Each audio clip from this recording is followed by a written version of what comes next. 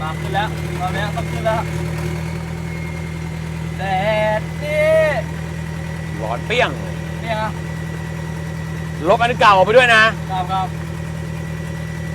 หมายยังดูดิมาแล้วร้อนชิบหายนี่ระยองหรือซาฮาราวะเนี่ยกูนึกว่าทะเลทรายซาฮารา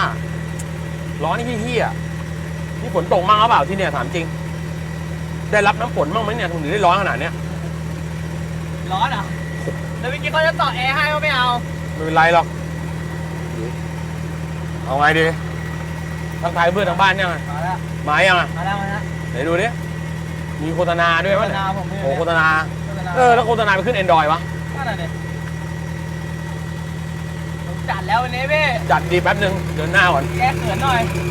ขอโทษทีเมื่อกี้คัดดีคัดดีBRTไม่แข็งเลย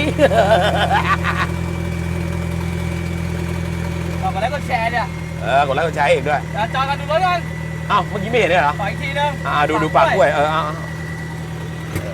เรามาที่มาบยางพรนะฮะหรือต๋องโปรสปีดนั่นเองนะต๋องมาบยางพรแล้วก็ไม้รีแมปครับที่นี่ก็เป็นอีกหนึ่งอู่นะที่เป็นอู่ดังนะฮะแล้วก็ที่สำคัญครับวันนี้ที่นี่ก็มีน้ำมันเครื่องเรอานมาแล้วว้าก็เลยจะมาแนะนำอู่ให้น้องๆได้รู้จักกันกับเพื่อนๆทางบ้านด้วยว่าเฮ้ยที่นี่มีนะฮะเป็นตัวแทนสามารถมาได้นะครับเป็นไงฟุ้งฟริ้ง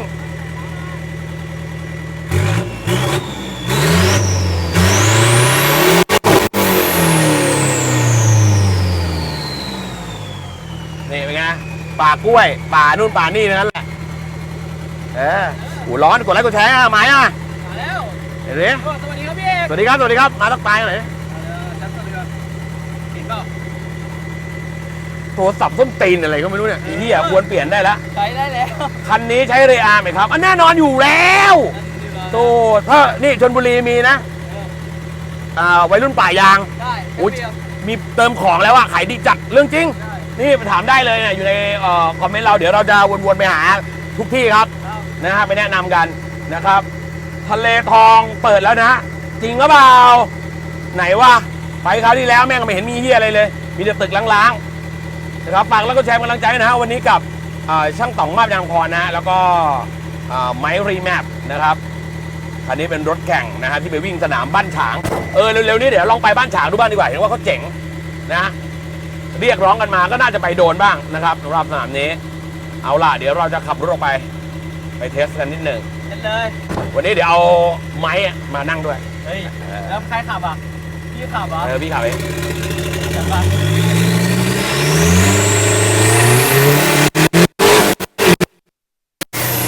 เฮ้ยแรงเว้ยโ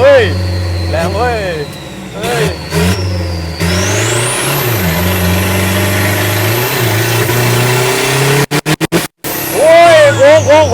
โค้งไอ้สัตว์อะไรวะ2 เกียร์ถึงเลยเนี่ยเฮ้ยโหตรงนี้แม่งพี่ยาถัดเลยด้วย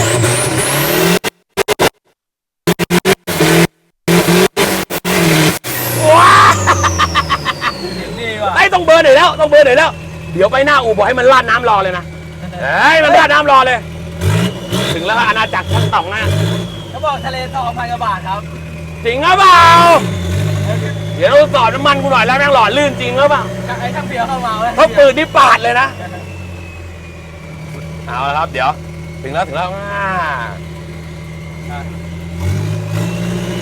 น้ำแรกเลยครับน้ำตะเอกไอ้เหี้ยแต่ละคนมึงนี่แม่งกูนี่มาขายน้ำมันไอ้ชิบหายมึงนี่มาขายน้ำแรกอะไรเนี่ยเปล่าเทสไม่มึงต้องเดี๋ยวกูส่งให้ลงไปรอรับได้เลยผมขอลงก่อนนะ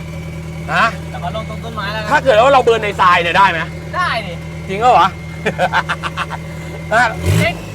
ในหญ้าเราก็ทำมาแล้วว่ะถ้าเราเบิร์นในทรายมันจะเทพเลยนะเว้ยเดี๋ยวแม่งรอดูให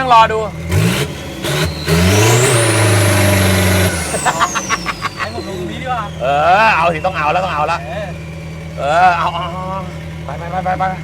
เฮ้ยราดน้ำรอบอกราดน้ำรอเลยไปราดน้ำรอเลยฝากกดไลค์กดแชร์ด้วยนะราดน้ำรอเลย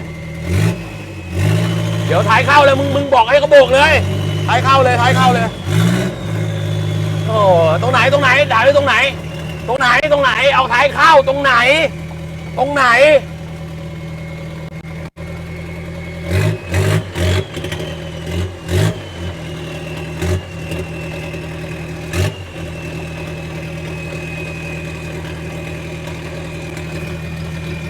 โดนน้ำยังถามดิโดนน้ำยังโดนน้ำยังปล่อยยังถามดิฮะ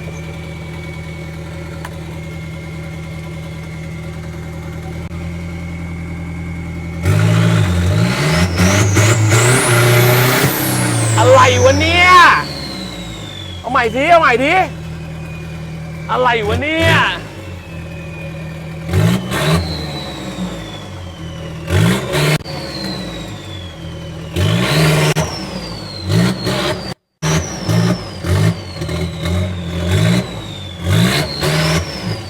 พอยังพอแล้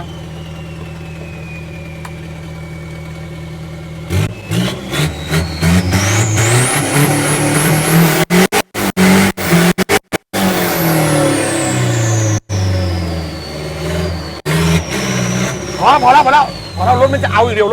ลยว่ะพอโอ้รถเดี๋ยวมึงรอให้เจ้าของมันเบิร์นไอ้ห่าเลยรถมันจะเอาอย่างเดียวเลยว่ะเฮ้ยหัวมันปักอย่างนี้มันจะไปเบิร์นอะไรอยู่ข้างนอกพี่ก็ไม่เบิร์น มีทางเดียวก็คือว่ากูเอาท้ายออกไปที่หินแล้วเบิร์นใส่หินอย่างนี้ได้อย่างนี้เฟี้ยวกว่าเชื่อกูป่ะอยู่เนี่ยโถถ้าเบิร์นใส่หินรับรองได้อยู่กับพื้นเลยแล้วน่ะเต็มกระจกหมดเลยมาถึงแล้วสวัสดีครับสวัสดีทุกท่านฮะสวัสดีครับโอ้โหมาพร้อมนี่คือมารอรับของวะเนี่ยเจ็ดโดนเขาลงทีเป็นไงล่ะน้องๆนี่อู่ต๋องงานนั่นไหนต๋องไหนเอาต๋องอ่ะไหนอยู่นะนี่ไม้เป็นไงนี่ไม้แนะนำตัวเองเพื่อนทางบ้านหน่อยครับผมไม้รีแมปครับทำไมช่วงนี้ไม่ค่อยออกคอนเสิร์ตหรอไม่ค่อยร้องไม่ค่อยได้ร้องเจ็บคอใช่ไหมข่าวขึ้นเยอะนะใช่มีอัลบั้มใหม่บอกนะเป็นแฟนคนจนนี่ฟังตลอดเลยนะเป็น FC เลยอะไม้อะก็ไม่ค่อยรวยหรอกพี่ถ้าฟังในแฟนเป็นแฟนคนจนอะไม่รวยสักทีสวัสดีครับยืนแอบเลยมันนี่แนะนำตัวเองเพื่อนทางบ้านหน่อยผมช่างต๋องครับผมมาบยังพรครับต๋องมาบยังพรครับระยองครับอยู่ที่ระยองจริงๆก็ดังมานานแล้วนะไปเจอกันได้ไงเนี่ย2 คนเนี่ยเจอกันได้ไหมไอ้นี่เป็นน้องเขยใช่ไหมน้องเขยครับมาหลอกเสียน้องเราใช่ไหมครับแม่งแล้วตอนแรกเจอหน้ามันหมั่นเด็กเว้นนี่มีนิดหน่อยครับเฮ้ยมึงมาเสียอะไรน้องเป็นลูกค้าผมมาก่อนครับชั่วนะคนแบบนี้นะจริงๆมาเริ่มจากลูกค้าเนี่ยใช่แล้วจริงๆไม่ได้กะมาทำรถเราหรอกมันไปโดนน้องสาวผมหลอกมาครับจริงเหรอจริงครับชิบหายแล้วทำไมมันเรื่องมันแบบตลปัดดีวะไอเราก็นึกว่าแบบว่าทำเป็นฟอร์มเสียมาเฮ้ยมาเป็นลูกค้าอะไรอย่างงี้ไม่น่าเกิดมารอเลยน้องสาวเจอเราก่อนหรือว่าเราเจอกับพี่เขาก่อนน้องสาวเจอผมมาทำรถอยู่นี่นานแล้วพี่รู้จักน้องสาวนะครับแล้วน้องสาวเขาจีบผมเลวร้ายจริงๆมันเป็นเรื่องเลวร้ายที่เกิดขึ้นในวงการไม่น่าเกิดมารอเลยอย่างนี้แหละพี่แล้วเมื่อเนี่ยเป็นน้องสาวแล้วรู้สึกยังไงเวลาเราไปเที่ยวทะเลทองด้วยกันไม่เคยไปครับก็เห็นชวนกูจังเลยยังไงนู่นครับต้องเจ้าของรถคันนู้นเหรอเที่ยวกันจนมีสปอนเซอร์เลยไม่ใช่อันนี้เป็นลูกค้าพี่ลูกค้าเอาเหรอแต่เขาชอบไงเขาชอบสายนี้เหรอใช่กูก็ชอบนะสายนี้จริงๆก็ได้อยู่นะพอพูดหูเมื่อกี้แม่งแซวเละเทะเลยพอบอกมาต๋องนะทะเลทองเปิดแล้วพี่เอกครั้งแรกเลย1,000เฮียอะไรไม่รู้ไม่ได้เกี่ยวกับไม่ได้เชิดชูอู่เฮียอะไรเลยวันนั้นที่ไปพิษฟังวันนั้นเข้าไปสะพานมันอยู่อย่างเงี้ยมันจะมีสะพานอยู่ใต้สะพานกูก็ไปจอดรอไอ้เฮียตรงนี้ไปทะเลทองกูเข้าไปเลยเว้ยเข้าไปเสร็จโอ้โหไอ้สัตว์ตึกล้างเต็มไปหมดเลยไอ้เฮียแม่งอยู่ตรงไหนกันวะมันอยู่ข้างบนเหรอวะคือเงียบสัตว์นะตรงนั้นพี่จะเข้าทำอะไรถ่ายมันเครื่องอะก็นี่กูจะเอาเรียไปขายก็คืองงว่าเฮ้ยไอ้เฮียตรงนั้นคืออะไรวะไหนไม่เห็นมีอะไรเลยอยู่ฝั่งไหนวะมันอยู่อีกฝั่งหนึ่งมีเขาเขียนทะเลทองเหมือนกันปะใช่โต้รุ่งมันเป็นโต้รุ่งนี่น้องมึงภูมิใจกับมันเหรอวะกูถามจริงไม่รู้หมดเลยนะเว้ยจริงเพื่อนมันบอกออกตัวแทนก็ได้พวกมึงไปด้วยกันแน่เลยเนี่ยบอกหมูนบอกก็หมูนล่ะวันนี้มาอัปเดตผลงานหน่อยไม่ใช่อะไรหรอกเห็นบอกว่าชอบไปสนามกันแล้วเดี๋ยวต๋องตอนนี้ไม่ได้เป็นแค่อู่ธรรมดาแล้วเห็นดำเทอร์โบด้วยไอ้เหี้ยเจ๊งเป็นเข่งรอนอนกองไปเลยลองหัดทำครับหัดทำเป็นไงแล้วเทอร์โบที่ใช้ที่ของเราป่ะก็มีบางคันครับที่ยังใช้ของเราอยู่คันนี้ใช้ของเราป่ะคันนี้ยังครับมีหน้าเหรอแรงใช่ไหมมันน่าจะแรงมันไม่พังด้วยเนาะเฮ้ยมันไม่เกี่ยวกูหรอกคราวที่แล้วพังไอ้ไม้ คราวที่แล้วพังเพราะอะไร พอพี่เอกเบิร์นยางไม่ดี โอ้ยสัตว์บอกกูเบิร์นยางนี่ไงกูไม่กล้าเบิร์นเลยเนี่ยพอแม่งบอกกูเบิร์นยางไม่ดีรถเจ๊บูกูไม่กล้าเบิร์นกูบอกไอ้เหี้ยเดี๋ยวแม่งโทษกูเนี่ยอะไรเทอร์โบพังเกี่ยวกับเบิร์นยางได้ไงวะ ช่วงนี้ทำไม่ใช้เองก่อนครับทำไม่ใช้เอง อ๋อยังไม่ได้เปิดขายที่อื่น ไม่อยากขายแล้วครับทำไม่ใช้เองพัฒนาตัวเอง เอ้าไม่ขายแล้วทำมันไม่ต้องเยอะแยะ อยู่ในช่วงทดลองพี่ ช่วงทดลองครับ อ๋อ ไม่เกิน3 เข่ง ไม่เกิน3 เข่งครับเข่งขนมจีนนะไม่ได้เข่งกัน สัตว์ดำเข่งแม่งเยอะไม่หายเลยแต่ เข่งขนมจีนนะ คนอื่นเขาหมดหลายเข่งนะเขาจะแบบดังๆนะแต่ผมเชื่อได้ ถ้ามีอุปกรณ์แล้วมีทำรถทำลาเก่งๆเงี้ย ครับ ไปได้สบายอยู่แล้วแหละ ครับ พูดถึงนะจริงๆแล้วเดี๋ยวฝากเปลี่ยนเทอร์โบคันนี้ด้วย ครับ รอรอบมากไอสัตว์ ครับ นี่อยู่ระยองรอบติดชลบุรีไอ้เหี้ยกูงงมากเลย ไม่ใช่มัน มันก็ มันยังไง มันเขาเรียกว่าอะไรอ่ะ ตอนรอบท้ายอย่างเดียวลึก เอา ๆเลย เอาไอ้เหี้ยไม่เปลี่ยนปั๊มสายไปเลยอะถ้ามึงเอาขนาดนี้นี่คือปั๊มสายแล้วนะไอ้ไม้ นี่เครื่องเดิมมันเนี่ย ไหนเดิมจริงเหรอวะ กาวเดิมเลย เอาอีกแล้ว เอาอีกแล้ว ไหนมึงถอยไปดิมึงถอยได้ใครก็ได้ถอยแล้วมันดูเครื่องเดิมแบบนี้อะ หรือป่ะนะ ไม่เลื้อเหี้ยเสียเวลาไม่หายเลยคนดูบันเตเลยมานั่งดูมันเลื้อเลื่อนรถพี่หน่อย เล่นรถหน่อยครับ ขอดูหน่อยเปิดเครื่องหน่อย นี้ไล่ข้างอย่างเดียวครับ ไล่ เป็น ข้าง เครื่องเดิม เครื่องเดิม แต่เกียร์มึงไม่เดิมแล้วเพราะเกียร์มึง ใช่ใช่ ใช่ป่ะเฮ้ยอย่าลืมปลดด้วยนะเดี๋ยวแม่งโทษกูอีกเนี่ยแม่งโทษกูไหมมึงว่าเฮ้ยไม้เป็นไรวะไม้นั่นไงโทษกูอีกมึงเชื่อกูแม่งโทษ โอ้ กู โคตรแม่นเลย มันโทษกูไล่สัตว์ ปลดได้ไปปลดได้ไหน เดี๋ยวเพิ่งมันจะโทษกูไหม อ๋อ เปิดแล้ว มันรู้อะ เหี้ยเฮ้ยมึงเอาหัวเข้ามาไอ้ทิศจะล่อน้ำมันกูแล้วเอาหัวเข้ามา เป็นมา โอ้ใจหายใจคว่ำหมดเลยยี่หมายนึกว่าเปิดมาพี่เอกแม่งทำเหี้ยอะไรวะค้างอีกแล้ว เกิดแล้ว ยิบหายแล้วเกือบไปแล้วนึกว่าโทษกูแล้วเจ๊บูสวรรค์สีเฮ้ยแล้ววันนี้เขาเอาเย็นตาโฟมาไหมมีไหม เย็นตาโฟ เปิดได้ยังร้าน ยังไม่เปิดครับเปิดเย็นครับ ดีแล้วโชคดีของกูจริงเลย กูโชคดี จะบอกให้นะ ร้านเจบูเย็นตาโฟเนี่ยผมแนะนำเลยนะครับ ใครที่แม่งท้องผูกท้องอะไรไปได้เลย ครับตอนนี้เขาจะเปิดแฟรนไชส์ด้วยนะ ว้า ตัวเนี้ยจริง ไอ้ต้อง ๆ ก็ มึงเรื่องรับเขากับมึงจับกับใจเขา อากาศเมืองไทยมันไม่ค่อยดี มึงทำอย่างนี้เฮ้ยเจบูใจเย็นๆก่อนบอกงี้นะเจบูใจเย็นไอ้เหี้ยอย่าบอกนะว่ามีสาขาเราลูกกาดิเยี่ยเลยนะเฮ้ยจริงของเขาอร่อยกินทันทีขี้ทันควันเลยล่ะ ตอนนี้เขากำลังจะเปิดแบบแฟรนไชส์อยู่ แฟนชาย ใช่ครับ ใจเย็นๆก่อนผู้ว่านี่ไงเครื่องเขาอ๋อ อันนี้ก็เป็น ครับ เครื่องเดิมไล่ข้างเลยพี่ อันนี้แล้วมึงต้องเขียนอะไรเนี่ยฮะอะไร อันนี้ ไม่เกี่ยวฮะหรือไงเลขอะไรวะ ไม่เป็นไรพี่ ไม่เป็นไรฮะมันคือเลขอะไรวะกู ส งง เปคเทอร์โบไง เฮ้ยโครงหลังมึงเล็กนิดเดียวเองอะแล้วทำไมมันยังลอยอยู่วะ ไม่ใช่รถคันนี้ไล่รถเป็นรถใช้รอบอะพี่รอบท้ายอย่างเดียว รถ โอ้โหขี่ยากอะถ้าอย่างนั้นนะไม้ขี่ได้คนเดียวแหละกูว่าคนอื่นจะไปขี่ยังไงอะไอ้เหี้ยเมื่อกี้กูปั๊มแทบตายโอ้ยสัตว์มันไม่เห็นออกเลยวะ มันเป็นสไตล์รถแข่งอยู่แล้วพี่ อ๋อ แต่คันนี้วิ่ง 200 อยู่ประมาณ 72 72เหรอ ครับ โอ้โหแม่ง เร็วเลย แม่งเร็วนะถ้า72เร็วเลยนะ ก็งานที่แล้วก็วิ่งสนามจังหออยู่ เท่าไหร่ 74 มันลื่น ไปลื่น ตรงนั้นคือมันมีฝุ่นมีอะไรด้วยนะ ใช่ ขนาดโค้ชแท็กนั่นน่ะ ใช่ ถ้าไม่โค้ชเนี่ยต้องเอาน้ำล้างไปอีกรอบหนึง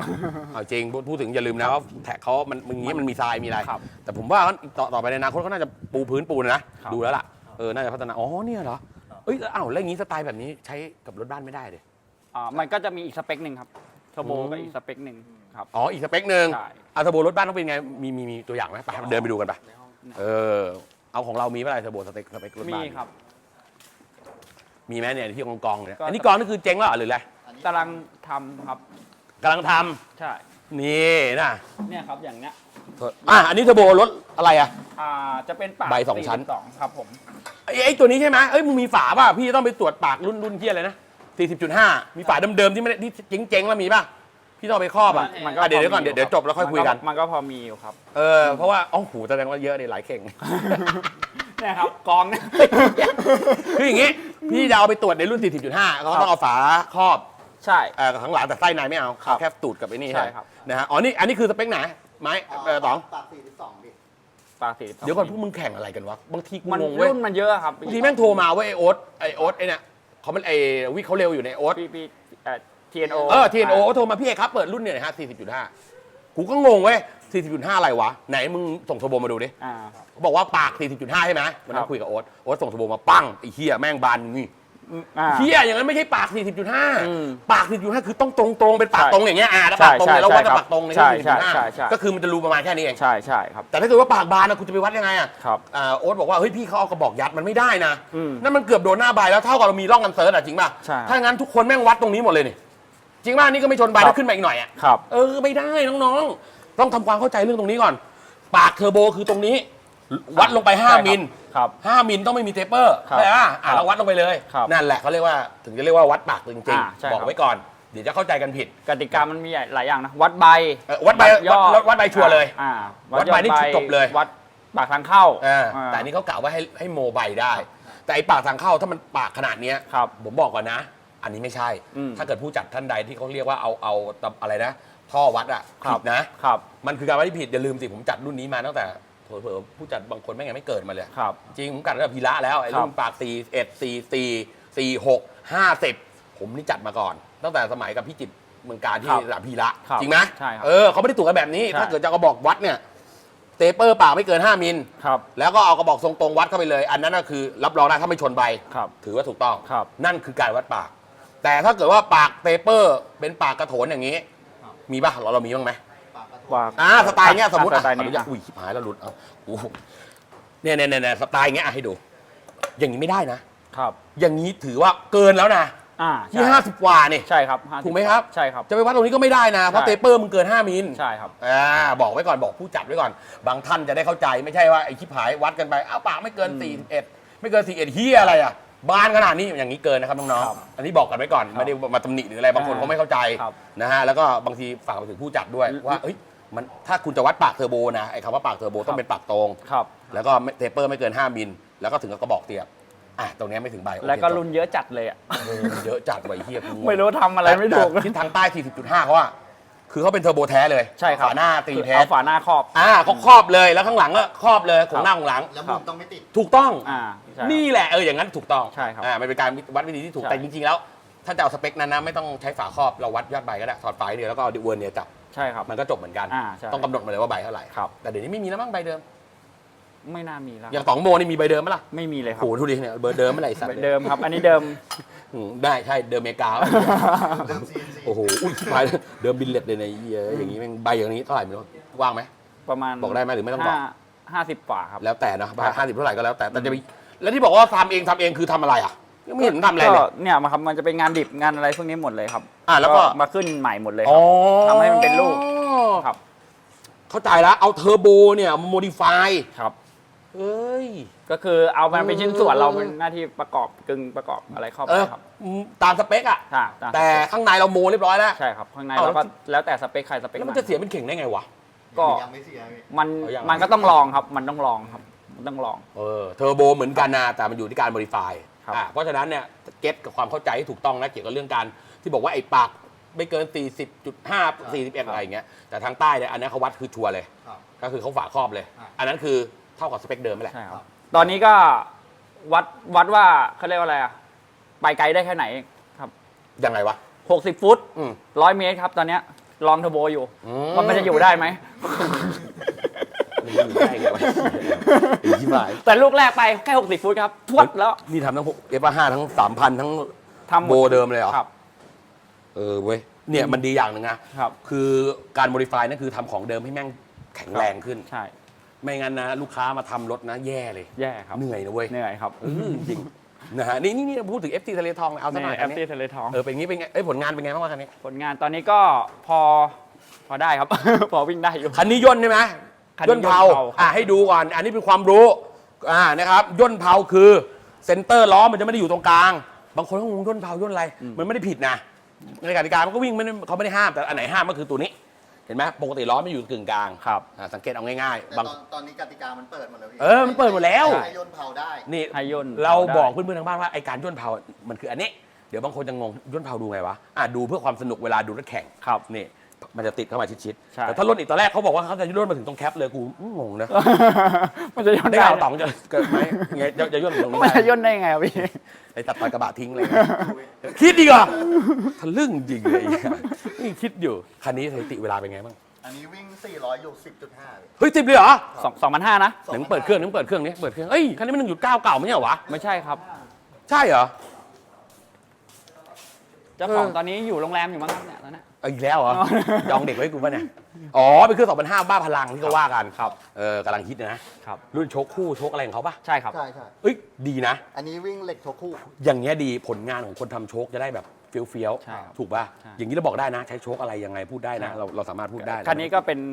ซุปเปอร์เจ ซูเปอร์เจ อ๋อ เห็นไหมเซ็ตโชคคู่เดียวเนี่ยไม่มีเขาเรียกอุปกรณ์เสริมเลย ครับ ถือว่าเจ๋งนะ ครับ ออกได้60ฟุตเท่าไหร่ ออก15พี่ เฮ้ย 15 เฮีย15เลยเหรอ เกือบ14อ่ะ จริงดิ ใช่ครับ อ้าวมึงไปพลาดตรงไหนวะ ถ้าเกือบ1 ตีมึงวิ่งเลขตัวเดียวแล้วเว้ย มัน มัน กำลังเครื่องมันคนละอย่าง เอาเหรอ ตอนนั้นไปมันไกลบ้านนี่พี่ 10เท่าไหร่นี่ 10.5 ไปวิ่งสนามไหนเนี่ย ไอ้ของ14พี่ อ๋อ แต่ตอนนั้นคือยังไล่ไม่สมบูรณ์นะ เหรอ ไม่สมบูรณ์แบบ แต่ตอนนี้เก็บ ถ้าเกือบ สมบูรณ์ละ 1.4นี่แม่งมี11 10 99อะไร อ เงี้ ยาย กเห็นแบบ13ก็พอละ โอ้แต่13 ได้ถ้ามันเวทนี้นะครับ 1.4เนี่ยแม่งออกดีเอ้ยอะไรอย่างงี้พี่ถามหน่อยมันปรับยากไหมถ้าเกิดเป็นรถสไตล์นี้สำหรับช่วงล่างที่มันต้องแบบมีแค่โชคอย่างเดียว มันก็ ช่วงล่างก็ อยู่ที่แหนบ ใช่ ทำแหนบเอาครับ นี่แหละ อันนี้เจ้าของรถ เจ้าของร้านเขาทำเองนะช่วง เอ้า ล่างใช่ เขาทำอะไรกันแน่วะ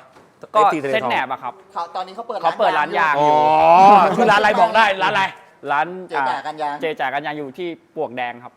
โอ้อยู่ไกลเหมือนกันนะครับ เออ ครับ เว้ย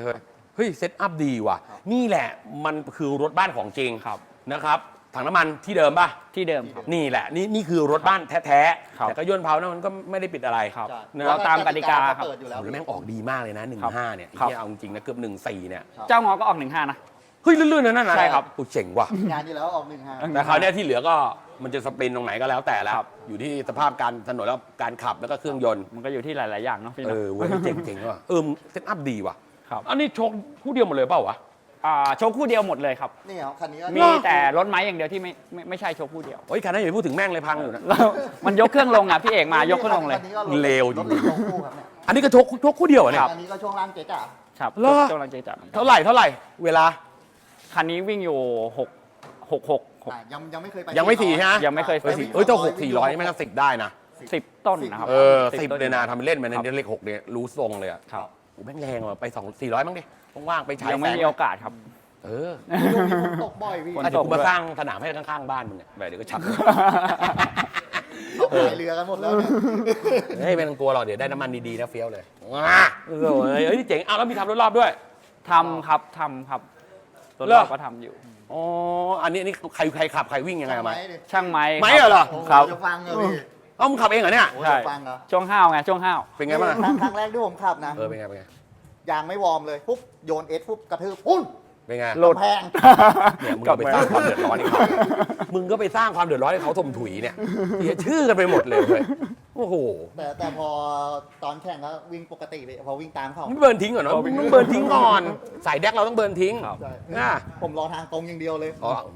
เก็บทางตรง เฮ้ยทางตรงเราได้อะ ใช่ ไอ้เหี้ยแต่อย่าลืมนะเว้ยเซอร์กิตโค้งมันไม่ใช่สนามเดียวนะ ใช่ครับ โค้งมันเยอะ ถ้าทางตรงอย่างงี้นะแนะนำไปบุรีรัมย์โอ้โหมึงวิ่งเครื่องพังนะไม่ต้องกลัว ใช่ครับ ทางตรงบุ ใช่ รีรัมย์ หมดแล้วหมดอีกอ่ะ เออโอ้โห ห้าแล้วก็ห้าอีกอะครับ น้ำแมนแม่งยังร้องเลยอ่ะเอาละครับวันนี้เดี๋ยวขอแนะนำหน่อยว่าเพราะว่าต๋องเนี่ยเป็นตัวแทนหลักของเราด้วย ครับ นะฮะน้ำมันเครื่องเรอาร์ที่บอกว่ามีกลิ่นหอม ครับ เป็นเอกลักษณ์กลิ่นหอมเนี่ยไม่ใช่บอกว่าเฮ้ยน้ำมันพอเดี๋ยวก็กินหมดแล้วมันจะกลายเป็นแบบว่าน้ำมันหมดอายุไม่ใช่กลิ่นหอมที่เราทำมาเพื่อที่จะให้รับรู้เลยว่ามันไม่มีน้ำมันปลอม ถ้าไม่ใช่กลิ่นนี้คือไม่ใช่ของเรา ถูกไหมเพราะตอนนี้น้ำมันปลอมระบาด ถูก แต่ที่มีออกไอระบายเนี่ยพูดถึงหอมฟุ้งแน่นอน แต่รถส่วนใหญ่มันก็ไม่ได้ออกไอระบายอยู่ ครั แล้ บ วถูกป่ะและอีกอย่างหนึ่งอายุการใช้งานสบายมากสำหรับตัวนี้ เดี๋ยววันนี้เราจะไปขับด้วยกันด้วยการนี้นะฮะมีรถใครครับนี่คันนี้ รถของโบ๊ทช็อปครับผม เอ้า เจ้าชายซาอุครับ เติมแล้วเฮ้ยคนไหนวะคนนี้ป่ะ เจ้าชายซาอุมาโดนไหนแล้วมา ปกติเนี่ยเมื่อวานไปเบิร์ดหลัก5มาเบิร์ดหลัก5เติมแค่6ลิตรแล้วของเราเติมกี่ลิตร 6 ลิตร6 ลิตรครึ่งอะค เอา รับ เติมดิเติมโอ้โหหนักเลยปล่อยให้พี่ถือพี่ เดี๋ยวเรียกพนักงานนี่ว่า โอ้โหไว้พวกให้พี่ถือป่ะ พนักงานเติมหน่อย ผมอย่างที่เรียนให้ทราบครับทุกแบรนด์ดีหมดนะในประเทศไทยนี้แล้วแต่คุณเลือกใช้ ครับ วันนี้ผมก็มาพรีเซนต์ของผมว่ามันใช้ได้มันใช้งานปกติเลยและอีกอย่างหนึ่งเป็นเกรดพิเศษอยู่แล้วที่มาไม่ต้องกังวลเลยครับทุกแบรนด์เนี่ยแล้วแต่คุณเลือกใช้เลยนะฮะสำหรับเพราะว่าเขาได้ทดสอบกันมาหมดแล้วล่ะไม่ใช่ว่าเราจะบอกว่าของเราดีของคนอื่นไม่ดีเฮียอย่างนี้แม่งใช้ไม่ได้ ใช่ครับ นะครับแล้วไม่ต้องมีการไปนั่งไซโคกันไอ้เฮียว่าเอ้ยแม่ง ไปมัดมือชกอีกคำนี้กูขึ้นจัดเลยกูบอกให้นะฮะเพราะฉะนั้นเนี่ยผมก็ยังไม่เคยโจมตีของใคร ครับ นะฮะแล้วแต่คุณเลือกใช้เอาละกันนี่คันนี้ทำอะไรไปบ้างเล่าก่อน คันนี้ก็2,500ท่อนตรงเดิมๆอะครับ เดิม มีแค่ไล่ข้าง ๆชิบหายวันนี้แหละกูดูแล้ว ชิบหายวันนี้เจ้าของไม่กลัวอยู่แล้วครับ เอ้ยไหนเจ้าของเขาดูหน้า นี่ครับ นี่สวัสดีครับวันนี้เออแบบเจ้าสัวนี่มาดิ เจ้าชายซาอุครับ ทำไมอะทำอะไรอะ นี่ชุดไม่อยู่ชุดซักอยู่ ชุดอะไรชาซาอูชุดอะไรพี่ชื่ออะไรพี่ ชื่อโบ๊ทบอดับครับ พี่โบ๊ทโอ้โหคอนี่แม่งปิ้นออกมาหมดแล้ววะเฮ้ย เอาไม่ใช่เวลารถเสียไงพี่ ทำไมอะ ก็เอาเนี่ยแหละไปลากครับ เย็ดเด้อแม่งเอา ไม่ต้องจ้างสไลด์ครับ แม่งเอาอันนี้พี่เขาทำอะไรทำ ก็เปิดร้านอะไรซิ่งนะ อ๋อถึงว่าทำไมถึงเรียกเจ้าชายซาอุกันนะ เขาแต่งตัวเหมือนอะไร ดูไบเหรอ นั่นแหละครับ ไม่ใส่ชุดมาด้วยวะเดี๋ยวจะพาไปนั่งด้วยกัน งานหน้าแล้วกันพี่ ได้ พี่มาเช้าพี่โทรหาผมเลย มั่นใจใช่ไหมเนี่ยมั่นใจใช่ไหมกับรถแล้วมั่นใจน้ำมันเครื่องเรอาไหม มั่นใจเลยพี่ ให้มันได้อย่างนั้นนี่ มั่นใจจะกล้าเติมได้ไง ก็ถูกต้องนี่เห็นป่ะถึงบอกแล้วว่าทุกแบรนด์ดีหมดฮะแล้วแต่คุณเลือกใช้ครับนี่ ยกหน่ เฮ้ อย ยทำไมมันไม่ยอมไหลลงวะอ๋อพี่ก็อุดแล้วแบเดี๋ยวกลายเป็นของคุณหนืดไปอีกแต่ละอย่างเนาะ เดี๋ยวหาว่าผมวางยาพี่ โหก็ดูดิมึงทำน้ำมันเดี๋ยวคนดูไม่บอกน้ำมันทำไมไหลไม่ลงโอ้โหมึงอุดไว้อย่างนั้นแม่นี่ฮะลื่นปิ๊กหอมแม่ไม้ต๋องโอเคไหม โอเคครับ มีกลิ่นนะชัดเจนอย่างที่ตามที่โปรโมทใสสีทอง ครับ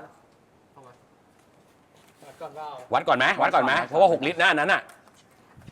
เป็นไงฮะ ลื่นมากเลย ลื่นไหม ลื่น อะไรฝืดๆนี่ฮะ ใช้ได้เลย นั่นนะโอ้ยต๋อง เวลาของมันขาดเนี่ย เดี๋ยวกูพามึงเอาไปเทสเดี๋ยวกูพาไปเทสเลยเดี๋ยวเขาวัดก่อนแหมระว่าของมันขาดพูดถึงต๋องถ้าเกิดเพื่อนๆทางบ้านอยากติดต่อใช้น้ำมันเครื่องเรอาหรือว่ามาทำรถกับคุณ หรือว่าจะใช้แบรนด์อื่นแบรนด์ไหน ติดต่อได้ไงฮะ ติดต่อทาง Facebook ก็ได้ครับ ครับ อู่ช่างต๋องมาบยังพรเลสซิ่งครับ มีขึ้นให้ครับ หรือมีโทรปรึกษาโทรถามมาก่อนไหม เบอร์โทร 065 ครับ ครับ 246 1515 ครับ นี่ของจริง ครับ นะครับมาได้นะครับสำหรับน้ำมันเครื่องเรอาที่อยากจะใช้มาที่ต๋องได้ใน ครับ โซนระยองก็ลอง ครับ ทักกันมาดูไม้ถ้ารีแมปนี่ใช้เบอร์ไหนมึงอ่ะ ติดต่อทาง Facebook ก็ได้ มึงลีลาจังวะกูถามใช้เบอร์ไหนมึงลีลาจังวะ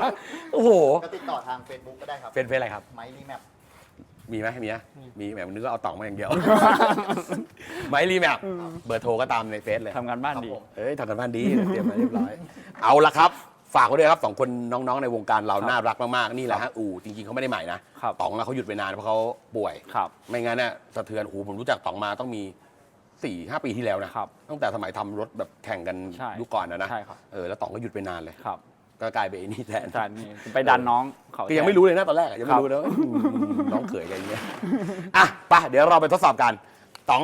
พี่ไปกับไม้นะครับ ได้เดี๋ยวขยับคันนี้ออกไป ครับ ไปกับไม้หน่อยเว้ยเทสความไหลลื่นเอาขี่ดีๆนะเอาแบบมนุษย์ขับนะ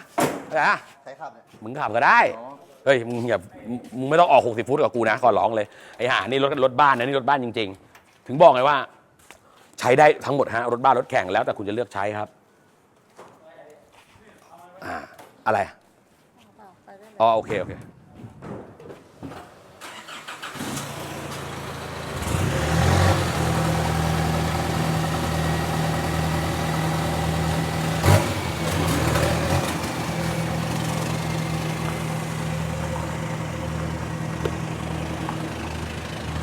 มา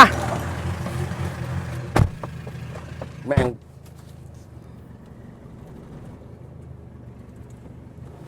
จัดไปข่าวหื่นเหมือนกันนะเนี่ยโอ้โหจริงๆมาสายปกติเที่ยงไงผิดเวลาไอ้เหี้ยมาช้าไปนิดนึงนี่ให้ไม้ลองดู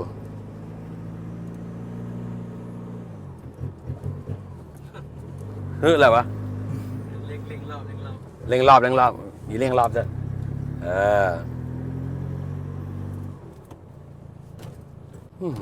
รถเขา รถเข้าแต่เรามันพี่ ได้อยู่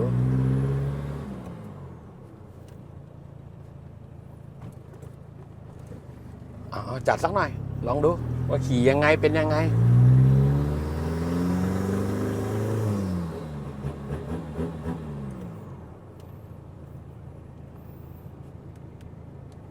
ขายของไม่ได้นะ Facebook เนี่ยไอ้สัตว์